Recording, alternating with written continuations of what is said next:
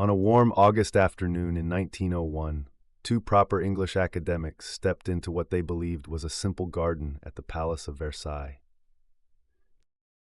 What they encountered instead would become one of history's most famous and puzzling cases of apparent time travel. Charlotte Ann Moberly and Eleanor Jourdain were no ordinary tourists. Moberly was the principal of St. Hugh's College in Oxford, while Jourdain was soon to become her assistant. Both were highly educated, respected professionals, not the type to indulge in wild fantasies or fabricate supernatural tales. The women had decided to visit Versailles during a trip to Paris, planning to explore the famous Petit Trianon, Marie Antoinette's private retreat.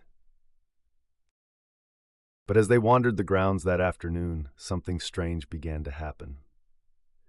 The atmosphere, they would later write, became oddly oppressive, as if a heavy curtain had descended around them. They first noticed a woman shaking a white cloth out of a window, wearing clothes that seemed peculiarly old-fashioned. At the time, they thought little of it. Perhaps it was simply a staff member in period costume, not uncommon at historical sites. But then they encountered two men in long gray-green coats and small three-cornered hats, who directed them down a particular path with what they described as insolent expressions. But the most striking encounter was yet to come. Near a rustic bridge, they saw a lady sketching on the grass. She wore an elaborate light summer dress and a pale green fichu, a triangular shawl popular in the 18th century. Her wide-brimmed hat was tied with large green ribbons. Both women were immediately struck by her elegant appearance, though something about her seemed strangely artificial, as if she were part of a tableau vivant. It was only later, when comparing their notes and researching historical records, that Moberly and Jourdain came to a stunning conclusion. They believed the woman they had seen was none other than Marie Antoinette herself, captured in a moment from 1789, shortly before the French Revolution would transform her world forever. The women kept their experience secret for nearly 10 years, fearing ridicule from their academic colleagues. But in 1911, they finally published their account under pseudonyms in a book titled An Adventure.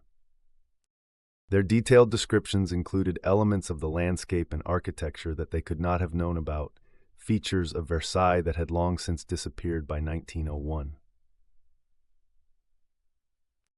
They described seeing the old gardener's cottage, which had been demolished during the renovation of the gardens. They mentioned a bridge that no longer existed, and garden layouts that matched 18th century plans but not the modern arrangement. When they returned to Versailles on subsequent visits, they found the landscape dramatically different from what they had encountered during their strange experience. The women's account sparked intense debate.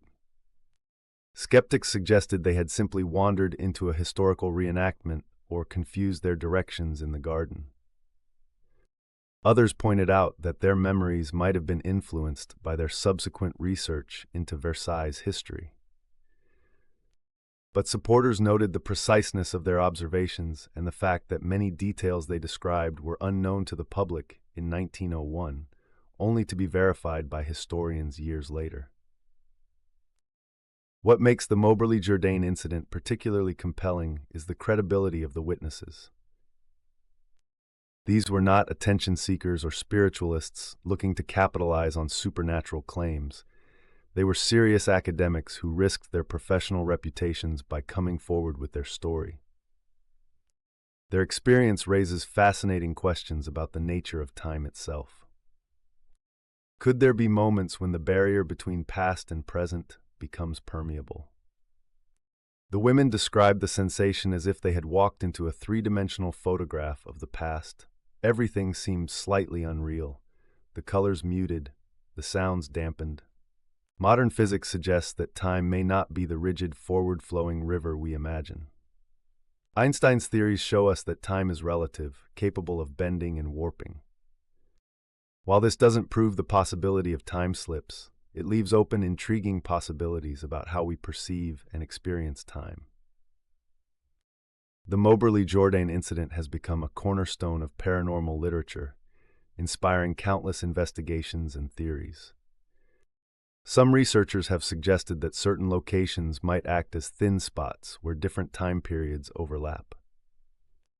Others propose that intense emotional events like those surrounding the French Revolution might somehow imprint themselves on a location, creating what we might call a residual haunting.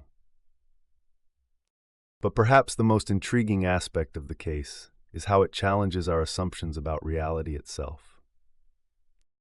If two highly educated, rational women could experience something so inexplicable, what does that tell us about the limits of our understanding? Their story forces us to confront the possibility that our world is stranger and more mysterious than we imagine. The Palace of Versailles continues to draw millions of visitors each year.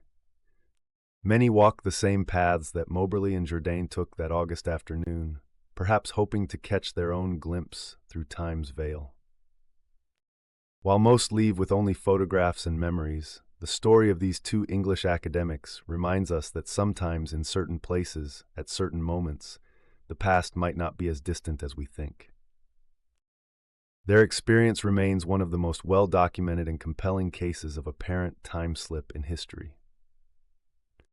Whether one believes their account or not, it stands as a testament to the enduring mystery of time and our fascination with the possibility that occasionally the barriers between now and then might momentarily dissolve, offering us a window into history that goes beyond mere imagination.